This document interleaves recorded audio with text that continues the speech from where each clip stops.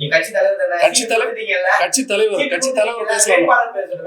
பேச தெரியாத வேட்பாளர் யாருமே இல்லையா தமிழ்நாட்டுல? இல்ல, அதாவது நான் சொல்றேன், நீங்க சொல்ற விஜய் இருக்கிறார்ல, நீங்க சொல்ற விஜய் பிரதர் நீங்க என்ன பேச விடுங்க. நீங்க வேணும்னே கான்ட்ரோவர்சி பண்றது, பிரச்சனை பண்றதுக்கு வந்து என்னைய கொஞ்சம் பேச விடுங்க. நான் பேச விடுவீங்களா? ஒரு நிமிஷம் பேசட்டுமா? அதாவது தமிழ்நாட்டுல வந்து நீங்க திராவிட கட்சிகள் எடுங்க, டிஎம்கே ஏடிஎம்கே, ஏன் நீங்க சொல்ற விஜய் அவர்களுடைய கட்சி கூட எடுங்க, 234 தொகுதிகளிலே நிறுத்தப்பட்டிருக்கிற வேட்பாளர்கள் வந்து நீங்க கேட்கிற பத்திரிகையாளர்கள் கேட்கிற இந்த கேள்விகளுக்கு தெள்ள தெளிவாக பதில் சொல்வதற்கு ஒருத்தருக்கு திராணி இருக்கா? நீங்க அவங்கள கேளுங்க. நான் ஒரு புது கட்சி நான் ஒரு புது கட்சிங்க. அதுதான் நான் சொல்றேன். உங்களுக்கு பதில் சொல்றது வேட்பாளர் சொல்றது. எல்லா கட்சியிலையும் வேட்பாளர்கள் வந்து பத்திரிகையாளர்கள் கேட்கிற கொஸ்டினுக்கு பதில் சொல்லுவாங்களா? தடங்கள் இல்லாம பதில் சொல்லுவாங்களா? ஒவ்வொரு கட்சிகளுக்கும் டிஃபரன்ஸ் இருக்கு சார். ஒவ்வொரு கட்சிகளுக்கும் டிஃபரன்ஸ் இருக்கு சார். நீங்க வந்து அதாவது சார் நான் ஒரு விஷயம் சொல்லவா? அதாவது நாங்க என்ன கொள்கையை முன்னெடுத்து வைக்கிறோம், நாங்க எதை பத்தி பேசுறோம், இதுக்கு வந்து நீங்க மரியாதை கொடுங்க. அதாவது ஒரு பேச வர்றவங்களை, ஏதோ ஒண்ணு செய்ய வர்றவங்களை நீங்க வந்து ஆரம்பிக்கிறதுக்கு முன்னாடியே இது மாதிரி வந்து நீங்க ஒரு அவங்கள வந்து ஒரு ஒரு ஒரு ஷேம் படுத்தி, ஒரு அவமானப்படுத்தி நீங்க விட்டீங்கன்னா அப்ப எப்படி மேல அவங்க சொன்னாங்க.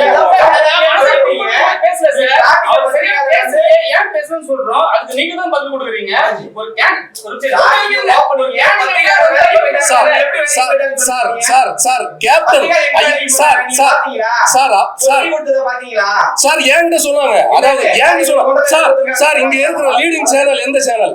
அதாவது லீடிங் சேட்டலைட் சேனல் ஒரு 6 சேனல் என்கிட்ட வந்து பேசுறாங்க. அதாவது நீங்க விஜய்க்கு எதிராக பேசுனீங்கன்னா நாங்க பைட் இப்போ எடுத்து லைவ் போடுறோம் அப்படின்னு சொன்னாங்க. அதுக்கு என்கிட்ட வீடியோ ஆதாரம் இருக்கு. நான் ஏன் போய் சொல்லணும்? நான் எதுக்கு பேசணும் சார்? நான் என்னுடைய கட்சி, சார் நீங்க சொன்னீங்களா தமிழ் மக்களுக்கு வந்து மறைமுகமான சில ஹெல்ப்லாம் பண்ணிட்டு இருக்கோம்னு என்ன மாதிரி உதவிகள் பண்ணிட்டு இருக்கோம் அதை வெளிப்படையா சொல்லுங்க. ஏன்னா நீங்க அரசியல்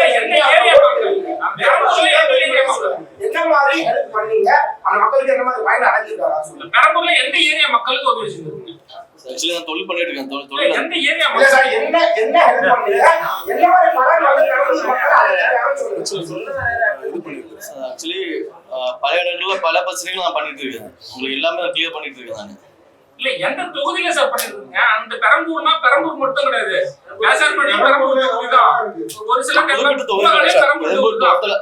டோட்டலா எனக்கு ஆல்ரெடி தமிழ்நாடு பூரா, நான் ஒரு வாரத்தை பேசிட்டு தமிழ்நாடு பூரா பெரிய பெரிய கட்சிகள் எந்த கட்சியும் வந்து எந்த தொகுதியிலையும் அந்த தொகுதிக்கு உட்பட்ட வேட்பாளரை வந்து நிறுத்துறத கேண்டிடேட்டா நிப்பாட்டுறது இல்ல. நீங்க காங்கிரஸ் கட்சி எடுங்க, நீங்க வேட்பாளர்களை பாருங்க, எல்லாமே இறக்குமதி வேட்பாளர்கள். நீங்க விளவங்கோடு தொகுதி எடுத்து பாருங்க, விளவங்கோட்டுல வந்து கேரளால இருந்து ஒரு தர கேண்டிடேட்டா வந்து விளவங்கோட்டுல நிப்பாட்டி இருக்கிறாங்க சார். அப்ப நீங்க பெரிய இல்ல, நான் மத்தவங்களை குறிப்பிட்டு சார் சொல்ல முடியும்.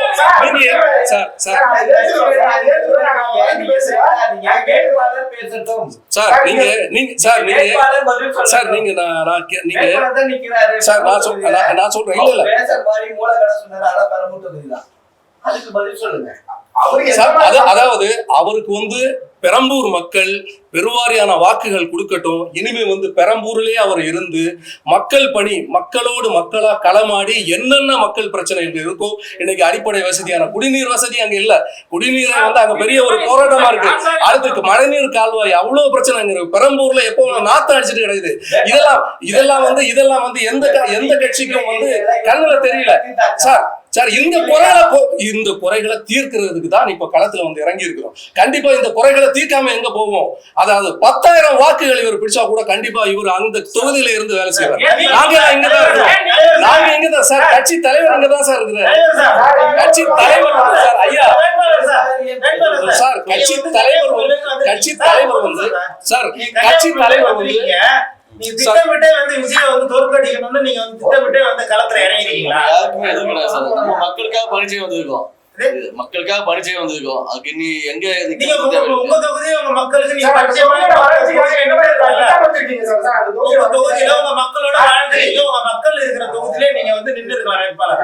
நீங்க திட்டமிட்டு வந்து நீங்க பெரம்பூர்ல சார் அடிப்படை பிரச்சனை நீங்க வந்து கலைஞர் இருக்கீங்களா? பெரம்பூர் தொகுதியில வந்து அடிப்படை சார், அவர் பிரச்சனை பேசுங்க சார். சார் பெரம்பூர் சார், தொகுதியில அவர் வந்து பேசுங்க சார் சார். சார் கட்சி தலைவர் இருக்கிறாங்க, கட்சி தலைவர்கிட்ட நீங்க கொஸ்டின் கேளுங்க சார். சார் சார் ஆங்கரிங் பண்ற அந்த அம்மா என்ன சொன்னாங்க சார்? ஒரு நிமிஷம் சார், ஒரு நிமிஷம் சார்.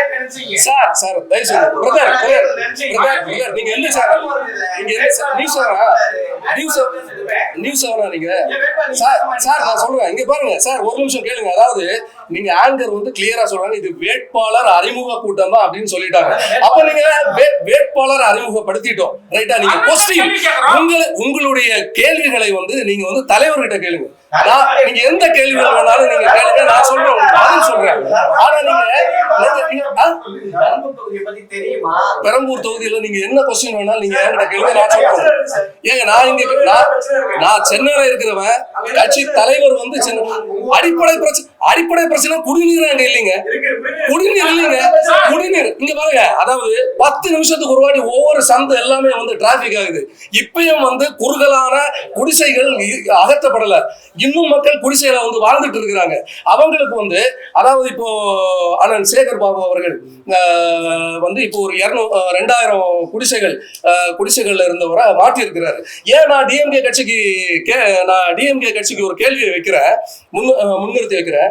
அதாவது உங்களுடைய கட்சியை சார்ந்தவங்க எல்லாம் கஞ்சா கடத்தியே 5000 கோடி 10,000 கோடி சம்பாதிச்சு கொடுத்துறாங்கல்ல, உங்க கட்சி கொடுத்துட்டாங்கல்ல, 5000 கோடி 10,000 கோடி கொடுத்துட்டாங்கல்ல. நீங்க அந்த 10,000 கோடி கஞ்சா கடத்தின காசு எடுத்து அங்க இருக்கிற மக்களுக்கு வந்து நல்ல தூய்மையான குடிநீரும் நல்ல தங்குற வசதி ஒரு நல்ல ஒரு அபார்ட்மெண்ட் எடுத்து கட்டி கொடுக்கலாமே, நீங்க ஏன் கொடுக்கல? அதுதான் நான் கேட்கிறேன். அது பெரம்பூர்ல நீங்க பண்ணலாமே. ஏன் பெரம்பூரை வந்து நீங்க 5 ஸ்டார் கண்ட்ரி மாதிரி நீங்க மாத்தலாமே, ஏன் மாத்துறதுக்கு முயற்சி பண்ணல? இப்பயும் வந்து அதாவது நாத்தும் சாக்கடையில தங்குற மக்கள் இப்பயும் அங்கதான் தங்கிட்டு இருக்காங்க. இங்க எந்த மாற்றமும் இல்ல. சார் இப்போ சார் 5 கட்சி இருக்கு சார். 5 கட்சி இருக்கு சார். இல்ல நான் அவரை சொல்லல சார். நான் சொல்லவா உங்களுக்கு நான் சொல்லவா சார்? நான் ஃபர்ஸ்டே சொன்னேன். அதாவது இங்க ஜனநாயக ஆட்சி இல்லை, மக்களாட்சி இல்லை. இங்க வந்து பணநாயகத்தை கொடுத்து ஜனநாயகத்தை வந்து சாவடிக்கிற ஆட்சி. இதை நான் ஏன் சொல்றேன் தெரியுமா உங்களுக்கு? அது நீங்க சொல்றீங்கல்ல சேகர் பாபுன்றவர், அந்த சேகர் பாபுன்றவர் வந்து என்னுடைய கேண்டிடேட்டுக்கு போன் பண்ணி மிரட்டி இருக்கிறார் தெரியுமா? என் தொகுதியில நீ நிக்க கூடாது, எவிடன்ஸ் அவருடைய பர்சனல் நம்பர்ல இருந்து பேசியிருக்காங்க. இங்க என்ன மக்களாட்சி நடக்குது? இங்க என்ன மக்கள் உரிமை இருக்கு? அதாவது தமிழ்நாடு முழுவதும் வந்து எந்த தொகுதியில யார் வேணாலும் போய் போட்டியிடலாம் அப்படின்னு சட்டம் ஏற்றது யார்? நீங்க தானே. அப்ப சட்டம் இருக்குல்ல, அப்ப வந்து நின்னா ஒரு அரசு ஆட்சியில் இருக்கிற நீங்களே வந்து இது மாதிரி பண்ணா நீ ஏன் தொகுதிக்கு ஏன் வந்த? நீ வந்தனா உண்டு இல்லைன்னு ஆக்கிடுவேன். நான் இன்னைக்கு சொல்றேன், நாளைக்கு நாங்க எலெக்ஷன் ஒர்க் ஸ்டார்ட் பண்றோம், கான்டெஸ்ட் பண்றோம், மக்களை சந்திக்கிறோம். எங்க கட்சிக்கு எந்த பிரச்சனை வந்தாலும் அதுக்கு பொறுப்பு வந்து டிஎம்கே தாங்க, சேகர் பாபு தான் பொறுப்பு. நான் சொல்றேன், நீங்க பேசுறீங்களா சார்? நீங்க பேசுறீங்க சார். நீங்க பேசுறீங்க உங்க கட்சி சார்ந்து நீங்க ஏதாவது ஒரு போராட்டத்தை கையெடுத்து எந்த போராட்டம்? துறைமுகத்துல இருந்து 10 லட்சம் கோடி போதைப் பொருள் வந்து கைப்பற்றிருக்காங்க. சரி, இதே பிஜேபி கவர்மெண்ட்ல எப்ப கைப்பற்றிருக்காங்க? நீங்க கடந்த ஆண்டுல எடுத்து பாருங்க. கடந்த ஆண்டு எங்க கட்சி சார், எங்க கட்சி 3 வருஷத்துக்கு உட்பட்ட கேள்விகளை நீங்க கேளுங்க. 3 வருஷத்துக்கு உட்பட்ட கேள்வி. இதே இடத்துல வந்து இன்னொரு பிரஸ் மீட் வச்சோம், அதுல நான் இதெல்லாம் பேசியிருக்கிறேன். நான் நீங்க சொன்ன இந்த மக்கள் பிரச்சனை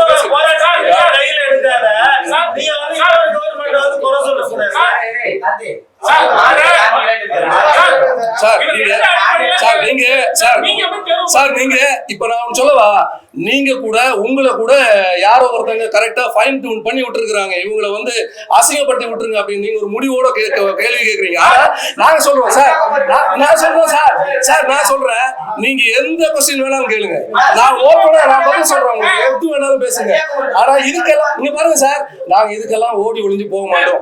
நாங்க எடுத்திருக்கிற கட்சி தான் வந்து மகாத்மா காந்தி மக்கள் கட்சி. ஆனா நாங்க பயந்தவங்க கிடையாது, பயப்பட்டு பின்னோக்கி போக மாட்டோம். கன்னியாகுமரி கன்னியாகுமரியில கல்குவாரி பிரச்சனை இருக்கு. ஏகப்பட்ட அதாவது மலை வளங்களை எல்லாம் உடைச்சு தகர்த்து அந்த கன்னியாகுமரியை வந்து நாசமாக்குனாங்க. அது யாருங்க பண்ணது? டிஎம்கே ஆட்சிக்காரங்க தானே பண்ணாங்க. டிஎம்கே வரவங்க தானே பண்ணுங்க. நீங்க சார் நீங்க அந்த கட்சி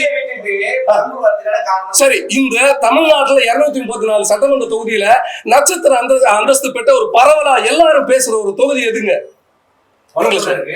சார்? இல்ல சார், விஜய் நிக்கிற தொகுதி சார். இன்னைக்கு வந்து எல்லாரும் பேசுறாங்க. அதாவது சினிமா மோகத்துல சார், சினிமா மோகத்துல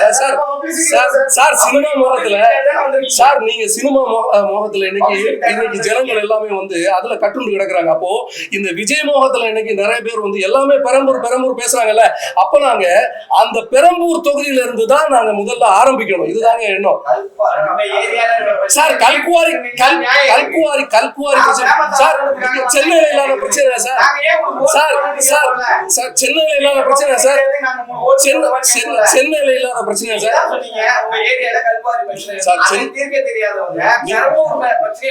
சார் நீங்க சார் இந்த தமிழ்நாடு பூரா நீங்க தமிழ்நாடு பூரா எல்லா இடத்துலயும் பிரச்சனை இருக்கு. பிரச்சனை இல்லாத ஒரு தொகுதி நீங்க சொல்லுங்க. தமிழ்நாடு முழுவதும் உள்ள 234 தொகுதியிலையும் 234 விதமான பிரச்சனைகள் இருக்கத்தான் செய்யுது. அதுக்காக எந்த கட்சி நடவடிக்கை எடுக்குது? அதாவது எந்த கட்சியில எந்த தொகுதியில இருந்தாலும் அங்க ஒரு பிரச்சனையை கையில் எடுக்கிறதுக்கு நமக்கு சோர்ஸ் வந்து கொடுத்துட்டு தான் இருக்கிறாங்க ஆளுங்கட்சியினர். சார் நீங்க காசு கொடுங்க நிறுத்துறோம். நீங்க ஒரு 50 கோடி ரூபாய் கொடுங்க நிறுத்துறோம். சார் இவரை எப்படி தேர்ந்தெடுத்துங்க? இவருதான் வேட்பாளரை எப்படி நீங்க தேர்ந்தெடுத்தீங்கன்னா மகாத்மா காந்தி மக்கள் கட்சி 10 விரல்ல பிரேஸ்லெட் அலங்கோட எப்படி இவரை நீங்க தேர்ந்தெடுத்தீங்க? சார் 10 விரல்ல பிரேஸ்லெட் போட்ட உடனே மகாத்மா காந்தி மக்கள் கட்சி சார் 10 விரல்ல பிரேஸ்லெட் போட்ட உடனே ஒரு மனுஷனுடைய மனசு வந்து மாறிடுமா நீங்க கண்டுபிடிச்சிருவீங்களா? நீங்க அவர் மகாத்மா காந்தி மக்கள் கட்சியில ஒரு கேண்டிடேட்டா நிக்கிறதுக்கு தன்னை அர்ப்பணிச்சு நிக்கிறாருல்ல. அவருடைய 10 விரல் மோதிரத்தை வச்சு நீங்க என்ன பண்ண போறீங்க? நான் ஒண்ணுமே போடல.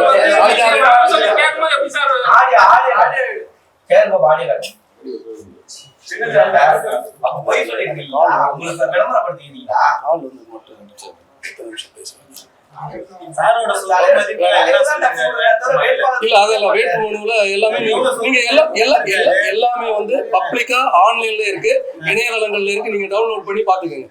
அதெல்லாம் கவர்மெண்ட் சைட். கட்சி தலைவர் நான் வந்து கட்சியை தலைமை வச்சு பண்ணிட்டு இருக்கேன். நீங்க நான் ஒரு நாள் நிப்பேன். அப்போ வந்து நீங்க ஓட்டுகள் கொடுங்க. சார் இன்னைக்கு ஒரு நாள் தூங்கி இருந்துச்சு உடனே உலக முடியாதுல்ல. இன்னும் டெய்லி இருக்குல்ல, இன்னும் நிறைய இருக்கு. பார்ப்போம், கண்டிப்பா நிப்போம்.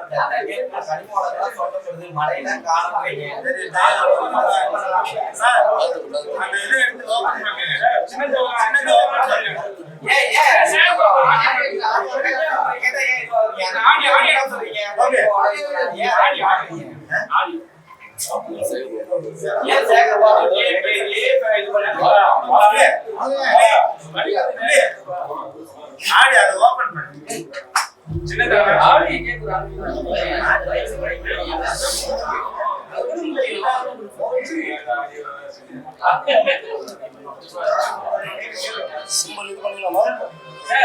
ஆடியோ இருக்கா இல்லையா செகண்ட் சரியா? இப்ப வந்து நீங்க வந்து பிரஸ் வந்து கூப்பிட்டு வச்சு என்ன சொன்னீங்கன்னா இப்ப டார்கெட் பண்ணி கேள்வி கேக்குறீங்க. கேள்வி கேக்குறது தான் சார் எங்களோட சரியா தரமான கடமை சரிங்களா? அது நீங்க வந்து நீங்க சொல்ற ஒரு வார்த்தை என்னன்னா நீங்களே நம்ம டார்கெட் பண்ண யாரா இருந்தாலும் இந்த இடத்துல விஜயா இருந்தாலும் இந்த இடத்துல வந்து ஸ்டாலின் சாரே இருந்தாலும் நாங்க கேள்வி கேட்போம் சரிங்களா? உரிமை. ஆனா உங்களால பதில் சொல்ல முடியாம இருக்கிறதுக்கு இதுக்குனால நீங்க வந்து எல்லாருமே குற்றம் சாட்டிக்க கூடாது. அதுக்கு நீங்க கண்டிப்பா மனு கேட்க நீங்க சார் நீங்க கேட்ட கேள்விகளுக்கு நான் பதில் சொல்லியிருக்கேன். எப்படிப்பட்ட கேள்விகளாக இருந்தாலும் முன்னெடுத்து வைத்தாலும் அதுக்கு பதில் சொல்லுவேன். நான் அந்த பதிலை தான் சொல்லியிருக்கேன். நான் அந்த பதில் தான் சொல்லியிருக்கிறேன். உங்களுக்கு என்ன திட்டங்கள் வச்சிருக்காரு? எப்படி தப்பிச்சு போலான்றதை என்ன திட்டங்கள் வச்சிருக்காரு? நீங்க அதை சொல்ல மாட்டாரு, சொல்ல மாட்டாரு, எதுவுமே பேச மாட்டாரு. குடிசைவாழ் பகுதியில் சொன்னீங்க, அதை சொல்ல மாட்டாரு. எந்த பகுதியில் குடிசையா இருக்குன்னு சொல்லுங்க. உங்களுக்கு தேவையான எல்லா கருத்துக்களையும் நான் சொல்லிட்டேன். நீங்களே வந்து நான் எல்லாத்தையும் பேசிட்டேன். எல்லாம் தமிழ்நாடு நடக்கிற எல்லாமே பேசி ஆமா கண்டிப்பா ஒரு நன்றி கண்டிப்பா சொல்லுவார். அவரு ஜெயிச்சாலும் தோத்தாலும் நன்றி சொல்லுவார், கண்டிப்பா சொல்லுவார். 5 வருஷம் வச்சு ஆரம்பிச்சு சொல்றீங்க. அதான் தம்பி எல்லாமே சொல்லிட்டு இருக்கிறோம்ல, அதானே பேசிட்டு இருக்கிறோம். ஏன் எங்க நிக்க கூடாது? தமிழ்நாட்டுல எந்த தொகுதியில எங்க வேணாலும் நிக்கலாம்ல, அது நிக்க கூடாதுன்னு சட்டம் இருக்கா? சட்டம் இல்லாம நின்னா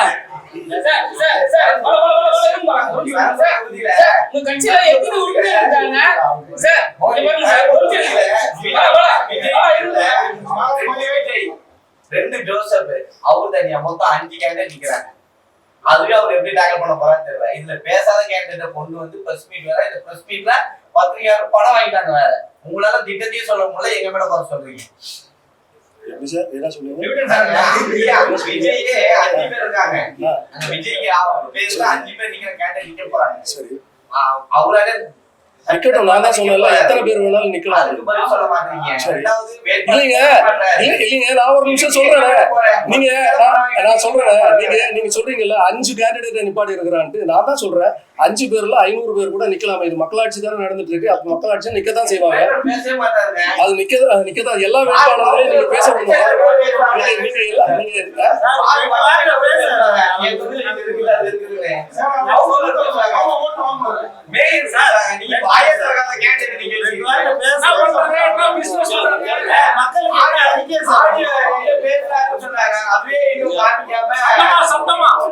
உங்களோட தேர்தல் அறிக்கை என்னங்க?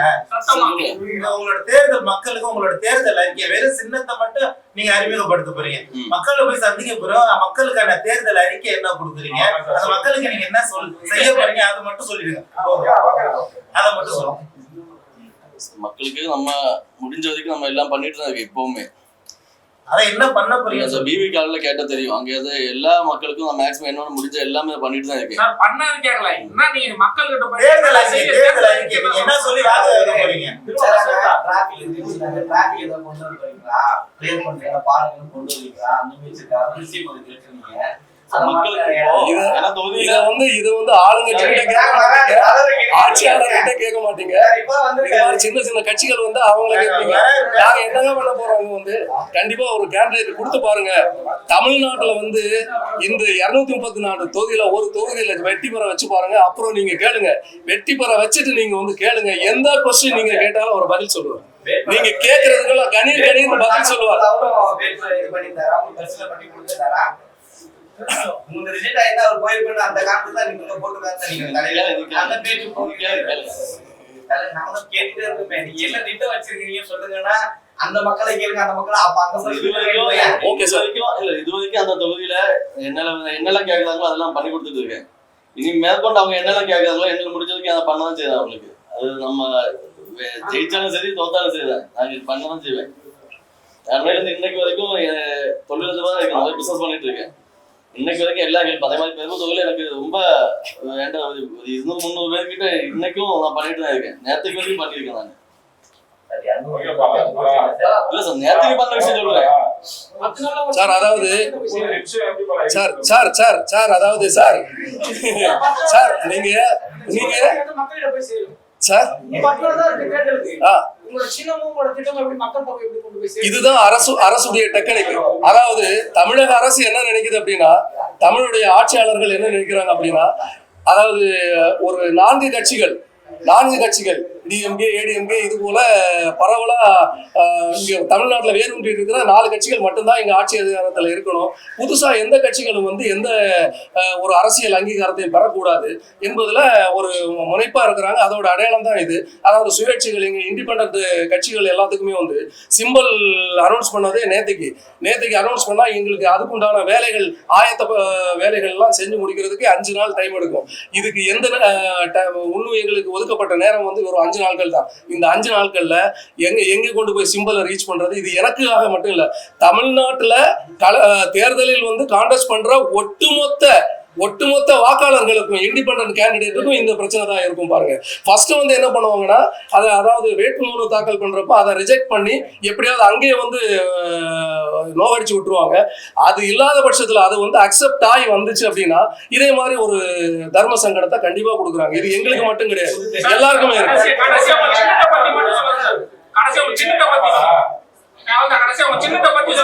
சின்ன இப்போ சிம்பிள் வந்து ஓபன் பண்ணிடலாம், சொல்லிடுங்க. புது கட்சி சொன்னீங்கல்ல, ஆல்ரெடி இங்க டிவிக்கே டஃப் வந்துருச்சு, 2 கட்சிக்கும், ஆண்ட கட்சிக்கும் ஆளுகிற கட்சி. சரிங்க, எத்தனை கட்சி சொல்ல முடியல நீங்களே, அவங்க 3 ஆரம்பிச்சுட்டாங்களே சொல்ல வரும். எப்படி சொல்றீங்க? ஆளுகின்ற ஆண்ட கட்சியும் ஆளுகிற கட்சி இடம் கொடுக்கணும்னு சொன்னீங்க. டிவிக்கே புது கட்சி தானே வந்தது, 2 டஃப் கொடுக்கலையா? என்ன அது வந்து ஒரு 20 நாள்ல பார்க்க போறோமே என்ன யாரு டஃப் கொடுக்குறாங்க என்னன்ட்டு. அதாவது அண்ணன் விஜய் அவர்களுடைய கட்சியை பொறுத்த வரைக்கும் நான் நினைச்சேன் வந்தப்போ ஒரு ஆஹா ஓஹோ பயங்கரமா அவங்க பண்ணுவாங்கன்னு நினைச்சோம். அதாவது பூரண மதவிலக்கு, இலவச கல்வி, இலவச மருத்துவம்ன்றது வந்து விஜய் அவர்களுடைய கொள்கைகள்ல தான், கட்சி கொள்கைகள்ல தான் இருந்தது. அது ரொம்ப சந்தோஷப்பட்டோம். ஏன்னா எங்களுடைய மகாத்மா காந்தி மக்கள் கட்சி முன்னிறுத்தி வைக்கிற 3 கொள்கைகளும் அதுதான், பூரண மதவிலக்கு, இலவச கல்வி, இலவச மருத்துவம். அப்ப ரொம்ப சந்தோஷப்பட்டோம். ஆனா இன்னைக்கு அவர் விஜய் அவர்கள் நிப்பாடி வேட்பாளர்களை பாருங்களேன், ரொம்ப தர்மசங்கடமா இருக்கு. அவங்களுக்கு இதை பத்தி என்ன தெரியும்? அவங்ககிட்ட எல்லாம் நீங்க இந்த கொஸ்டின் கேட்க மாட்டீங்க. அவங்ககிட்டே கேளுங்க சொல்றேன் நான், எங்ககிட்டயே கேளுங்க, அவங்ககிட்ட இது மாதிரி கொஸ்டின் கேளுங்க. அதாவது இதை பாக்குறப்போ எங்களுக்கு வந்து பரிதாபமா இருக்கு. இவராவது வந்து அண்ணன் தளபதி விஜய் அவர்கள் ஒரு பெரிய அரசியல் மாற்றத்தை கொண்டு வருவாங்க அப்படின்னு நினைச்சிட்டு இருந்தோம். ஆனா அவங்களும் வந்து கடைசியில டிஎம்கேக்கு தான் அதை வழிவகுக்கிறாங்க. அதான் சொல்ல முடியும். ஏன்னா இவங்க ஓட்டை பிரிச்சு டிஎம்கே காரங்களுக்கு தான் வழிவகுக்கிறாங்க. அப்ப அவங்க கிட்ட ஏமாற்றமா தான் இருக்கு. இல்லைன்னா நாங்க வந்து ஏன் களத்துல வந்து ஒரு வேட்பாளரை நிறுத்தி நாங்க போராடணும், நாங்க வந்து அழகா அவங்களுக்கு ஒரு ஆதரவு கொடுத்துட்டு அவங்க கூட சேர்ந்து அரசியல் களமாடிட்டு போயிருப்போம்ல. ஆனா அதுக்குண்டான விஜய் அவர்கள் யாரையும் சந்திக்கலையே, யாரையும் வந்து அரசியல் களமாட விடலையே.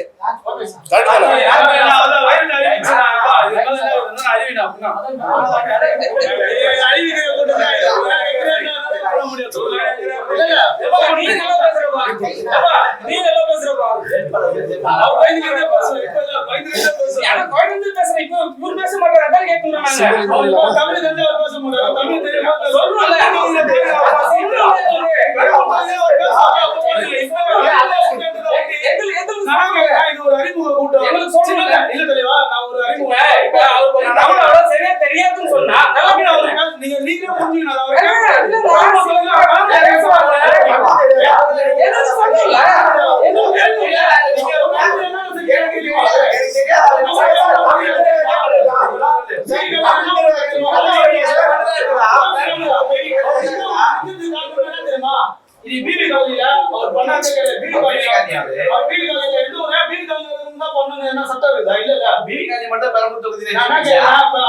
தொகுதி வந்து இப்பதான் என்ன தெரு பேருன்னு போயிட்டு கன்னியாகுமரியில போய் நம்ம தெரு பேர் சொல்ல முடியுமா?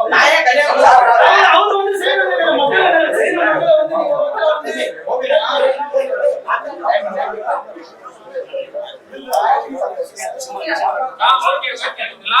பண்ணிடலாமா?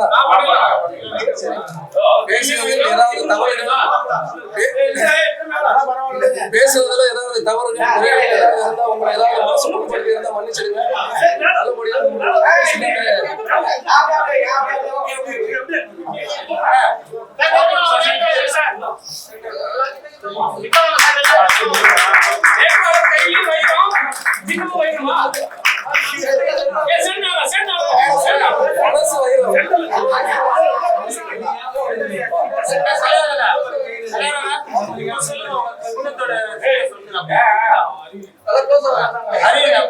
அதாவது வைரம் வந்து எப்படி பளபளப்பா ஜொலிக்குமோ, மக்களுக்கு வந்து வெளிச்சத்தை கொடுக்குமோ, அதுபோல நம்மளுடைய மகாத்மா காந்தி மக்கள் கட்சியினுடைய ஒவ்வொருத்தரும் வைரமா மக்களுடைய ஜொலிச்சு மக்கள் பணிகளை செய்வாங்க. அதுக்கு சிம்பிளா வைரம். தமிழ்நாடு மகாத்மா காந்தி மக்கள் கட்சியின் சார்பாக அருமை தம்பி ஆஸ்லின் பெல்மின் வெற்றி வேட்பாளராக பெரம்பூர் சட்டமன்ற தொகுதியில் களமிறக்கப்படுகிறார்.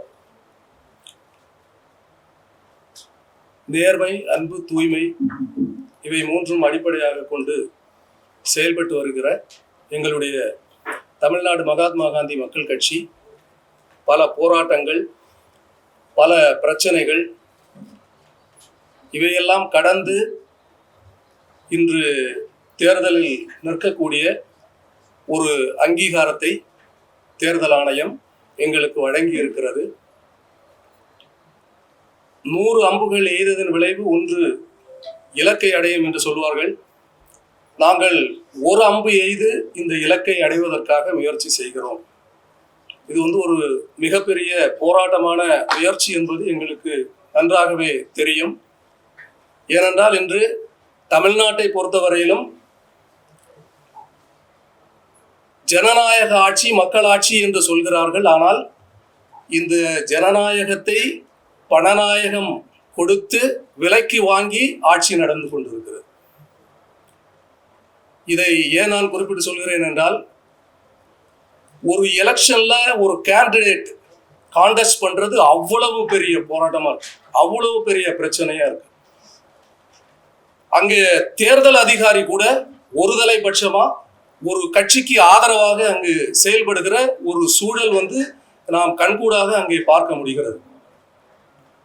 அந்த தேர்தல் officer, returning officer RO madam அவங்க,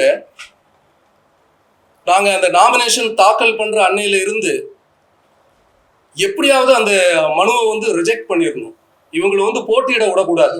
ஒரு தேர்தல் அதிகாரி, ஒரு ஆபீசர் அப்படி செயல்படுறத பார்க்குறப்ப எங்களுக்கு ரொம்ப அதிர்ச்சியா இருந்தது. ஏன்னா தமிழ்நாட்டோட நிலைமை இன்று இவ்வளவு மோசமாக சென்று கொண்டு இருக்கிறதை பார்க்கிறப்போ உண்மையிலே இங்கு ஜனநாயகம் இருக்கா, மக்களாட்சி நடக்கிறதா என்கிற ஒரு கேள்விக்குறி நமக்கு தோன்றுகிறது.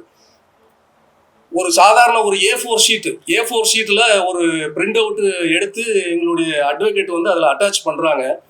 அந்த அதிகாரி ரொம்ப ஈஸியா A4 ஷீட்ல நீங்க கொடுக்க கூடாது, அந்த லாஸ்ட் மினிட்ல 3 மணிக்கு நாமினேஷன் வேட்புமனு தாக்கல் நிறைவு அடைகிறது.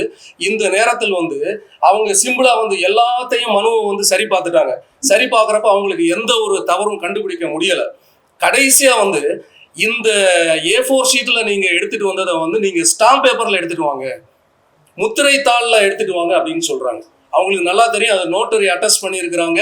அதை நோட்டரி அட்டஸ்ட் பண்ணிட்டு இன்னொரு முத்திரை தாள் அதை எடுத்துட்டு போய் இந்த கண்டென்ட்டை ப்ரிப்பேர் பண்ணி ஒரு நோட்டரியை தேடி கண்டுபிடிச்சு கையெழுத்து வாங்கிட்டு வர்றதுக்குள்ள இங்க மணி 3 ஆயிடும் அப்படின்றது அவங்களுக்கு தெரிஞ்சு அதை அப்படியே சொல்றாங்க. அப்போ எங்களுடைய அட்வொகேட் என்ன பண்றாருன்னா, செக் பண்றாரு, அதாவது ஆன்லைன்ல போய் செக் பண்றாரு, வேற யாராவது இது மாதிரி அப்ளை பண்ணியிருக்காங்களா அப்படின்னு கேட்டா, அன்னைக்கு வேட்புமனு தாக்கல் செய்யப்பட்ட 17 நபர்கள் இதே போல இந்த A4 ஷீட்ல தான் வச்சிருக்காங்க. ஏன் நம்மளுடைய தமிழக முதலமைச்சர் மு.க. ஸ்டாலின் அவர்கள் கூட, ஐயா ஸ்டாலின் அவர்கள் கூட அந்த A4 ஷீட்ல தான் வச்சிருக்காங்க. அப்போ அந்த தேர்தல் அதிகாரி கிட்ட எங்க அட்வொகேட் சொல்றாரு, மேடம் இதை பாருங்க, நம்மளுடைய முதலமைச்சர் கூட A4 ஷீட்ல தான் நார்மலா தான் வச்சிருக்கிறாங்க அப்படின்னு சொல்றாங்க. எங்களுக்கு ரொம்ப அப்போ அந்த அதிகாரிகளால் அதை நிராகரிக்க முடியல. கொஞ்ச நேரம் அப்படியே நீங்க வெளியே போங்க, நான் சொல்றேன் அப்படின்ட்டு சொல்லி அனுப்புறாங்க. ஸோ இது இவ்வளவு பேனிக்கா இந்த தமிழ்நாடு போயிட்டு இருக்குன்னா, பிரஸ் மீடியா உங்களை எல்லாரையும் இந்த ஆளுகின்ற கட்சி விலக்கி வாங்கியிருக்காங்க அப்படின்ட்டு நான் சொல்லுவோம். ஏன்னா இந்த ஆளுங்கட்சியோட எந்த ஒரு பிளஸ்ஸோ மைனஸோ, பிளஸ் பேசினா போடுறாங்க, ஆனா மைனஸ் பேசினா போட மாட்டேன்றாங்க. அதுபோல எங்களுக்கு அன்னைக்கு பத்திரிகையாளர் சந்திப்புல அவங்க கேட்கிற கொஸ்டின் கேட்கறதுக்கு முன்னாடி ஒரு சில சேனல், நான் சேனலுடைய பெயரை குறிப்பிட விரும்பவில்லை, அந்த சேனல்காரங்க என்ன சொல்றாங்கன்னா, நீங்க டிஎம்கேக்கு ஆதரவா பேசுறீங்கன்னா நாங்க எல்லா சேனல்லையும் சூப்பரா போட்டுருவோம் அப்படின்னு சொல்றோம். என்னங்க இது? ஜனநாயக உரிமைக்கு குரல் கொடுக்கறது நீங்க தான். கரெக்டா மக்களோடு மக்களா நின்று மக்கள் பிரச்சனைகளை எடுத்து சொல்றவங்க பத்திரிகையாளர்களும் ஊடகவியலாளர்களும். அப்போ உங்களையே விலைக்கு வாங்குறாங்கல்ல, நீங்களே ஏன் அப்படி கேக்குறீங்க? இந்த கட்சிக்கு ஆதரவா பேசுங்க, அந்த கட்சிக்கு ஆதரவா பேசுங்கன்ட்டு எதுக்கு கேக்குறீங்க? அப்போ இங்க ஜனநாயக உரிமை முற்றிலுமா அழிக்கப்பட்டு விட்டதுன்றது நிசாப்தமான உண்மை. அது நமக்கு தெள்ள தெளிவா தெரியுது. அதாவது நம்ம என்ன தப்பு பண்ணோம், இந்த தமிழ்நாடு மக்கள் என்ன தப்பு பண்ணாங்க, அதாவது இந்த ஒரு விரல்ல கொஞ்சம் மைய தடவை விட்டாங்க, கரெக்டா? ஆனா இந்த ஆட்சியாளர்கள் இந்த மக்களுடைய மைய தடவுன மக்களுடைய நெற்றியில ஒரு பெரிய பட்டநாமத்தை போட்டு விட்டாங்க. இதுதான் இங்க நடந்துட்டு இருக்கு. இந்த நிலை மாற வேண்டும். இந்த நிலை மாறி ஒரு நல்ல மக்களாட்சி, அதாவது கர்ம வீரர் ஐயா பெருந்தலைவர் காமராஜர் மகாத்மா காந்தியடிகளுடைய கக்கன் அவர்களுடைய ஒரு நல்ல அரசியல் மாற்றம் இங்கு உருவாக வேண்டும் என்பதுதான் எங்களுடைய எண்ணமும் சிந்தையும். ஆகவேதான் இந்த மகாத்மா காந்தி மக்கள் கட்சியின் சார்பாக 100 அம்புகள் எய்து ஒரு இலக்கை அடைவதற்கு பதிலாக ஓரம்பை எய்து எங்களுடைய பேக்ரவுண்டு பினான்சியல் பண வலிமை எல்லாம் அடிப்படையில ஒரு தொகுதியில தான் ஆளை விட்டு எங்களால களமாட முடியும்ன்ற ஒரு எண்ணத்தால நாங்க மக்களாகிய பெரம்பூர் தொகுதி மக்களை நம்பி களமாட நாங்க களத்துல வந்து இறங்கி இருக்கிறோம். அன்பார்ந்த பெரம்பூர் தொகுதி வாக்காளர் பெருமக்கள் அத்தனை பேரும் எங்களுக்கு சப்போர்ட் பண்ணணும். அன்பு தம்பி ஆஸ்லின் பெல்மின் அவர்களுக்கு நீங்க கண்டிப்பா இப்போ சின்னத்தை வந்து நாங்க அனௌன்ஸ் பண்ணுவோம். அந்த சின்னத்துல வந்து நீங்கள் வாக்குகளை செலுத்தி பெருவாரியான வாக்குகள் வித்தியாசத்தில் வெற்றி பெற செய்ய வேண்டும் என்று உங்கள் அனைவரையும் கேட்டு நான் நிறைவு செய்வேன். அப்போது வேட்பாளர் அவர்கள் பேசுவார்கள்.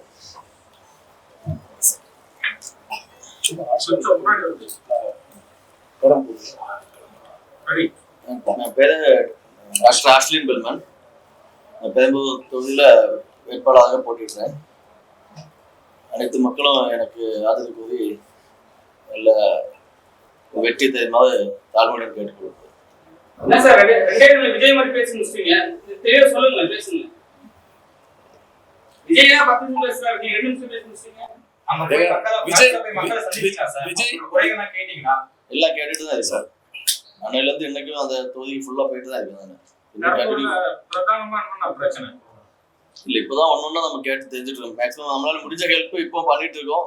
மறைமுகமா பண்ணிட்டு இருக்கோம். நம்ம பப்ளிக் பண்ணல, மத்த மாதிரி பண்ணிட்டு தான் இருக்கு. கன்னியாகுமரியில இருந்து பெரம்பூர் அடிக்கிறதுக்கு காரணம் என்ன?